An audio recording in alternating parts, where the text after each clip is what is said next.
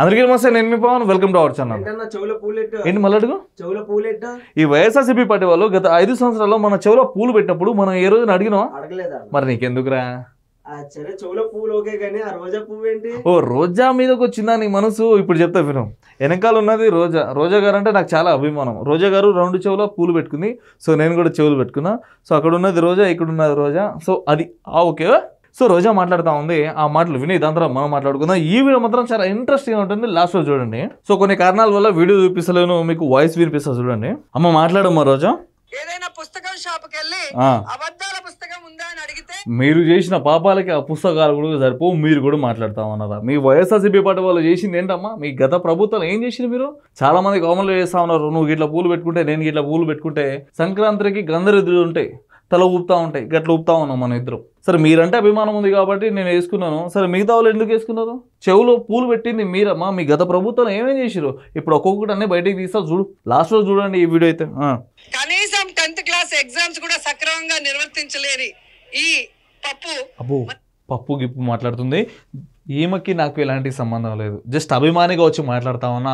ఆ పప్పే ఇప్పుడు నిప్పుగా మారింది. మీ వైఎస్ఆర్సీపీ పార్టీ నాయకుల గుండెల్లో దడ పుట్టిస్తుంది. మీ జగన్మోహన్ రెడ్డికి నిద్రలేని రాత్రులను చూపిస్తుంది. అవసరమా నారా లోకేష్ గారి గురించి మాట్లాడడానికి? మన స్థాయి ఏంటి? జగన్మోహన్ రెడ్డి ఏదో స్క్రిప్ట్ ఇచ్చిండు, అది చదివినామా వెళ్ళిపోయినామా గిట్ల అని చెప్పి ఉండాలి కానీ అనవసరంగా నారా లోకేష్ గారి గురించి ఎందుకు పెట్టుకుంటున్నాం? వాళ్ళ ఫ్యాన్స్ అయితే అసలు తిక్కోళ్ళు. ఈ మధ్య మనం అందరం చూస్తా ఉన్నాం, మన పార్టీకి సంబంధించిన వాళ్ళందరినీ గట్టిగా వేస్తా ఉన్నారు. అవసరమా?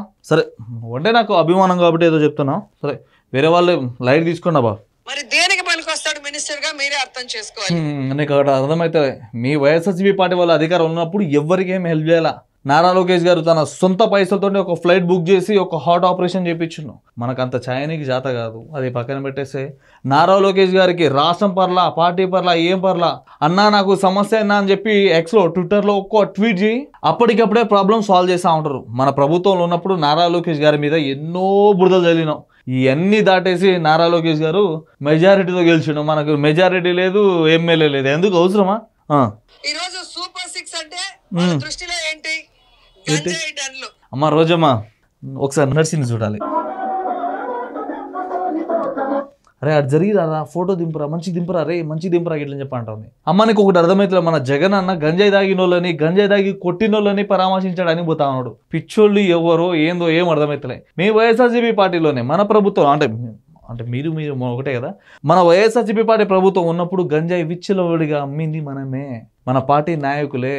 ఎవరైనా అడ్డు వస్తే వాళ్ళని కొట్టింది మనమే, కార్లతో గుద్దింది మనమే. అందుకు ఇంకా చెప్పాల్సింది చాలా ఉంది. ఫస్ట్ అయితే కానీ ఇసుక మాఫియా గురించి రోజా గారు మాట్లాడుతూ ఉంది. మనం అందరం మాట్లాడుకోవాలా. తెలిసిన వాళ్ళు ఎవరైనా ఉంటే ప్లీజ్ తొందరగా వచ్చి కామెంట్ చేయండి. గత వైఎస్ఆర్సీపీ పార్టీ అధికారంలో ఉన్నప్పుడు ఇసుక మాఫియా మీద ఏ రోజైనా కూలి పనులకు పోయిన వాళ్ళు ఎవరైనా ఉన్నారా? కూలి పనులకు పోనీయకుండా చేసిండు ఇదే జగన్మోహన్ రెడ్డి. ఇసుక రేట్లు విచ్చలవిడిగా పెంచేసిండు. అరే కూలోళ్ళు కానీ, ఇల్లులు కట్టుకునే వాళ్ళు కానీ చాలా ఇబ్బంది పడి ఉండే ఆ టైంలో. ఇప్పుడు వచ్చి మాట్లాడుతూ ఉంది కొత్తగా అవినీతి.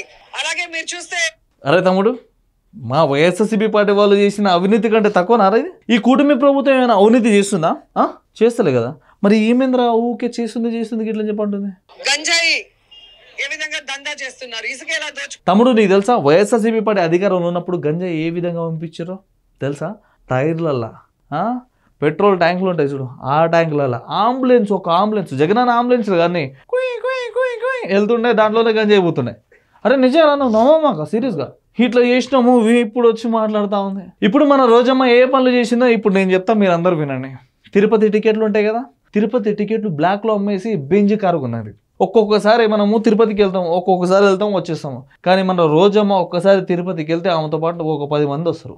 ఆ 10 మందికి కూడా పైసలు తీసుకుంటుంది. అంటే విఐపి దర్శనం కదా. విఐపి దర్శనం ద్వారా మళ్ళీ మనం గుండు కొట్టిస్తాం చూడు, గుండు కొట్టిస్తాం. ఆ గుండు కొట్టించిన జుట్టు అమ్ముకొని కూడా పైసలు సంపాదించుకుంది ఇదే ఆర్కే రోజా. మళ్ళీ దాంతోపాటు తిరుపతిలో ఉన్న ఎర్రచందనాలు ఉంటారా, ఎర్రచందనాలు తెలుసు కదా. ఆ ఎర్రచందనాలు నీకు ఒక స్టోరీ చెప్తా విను.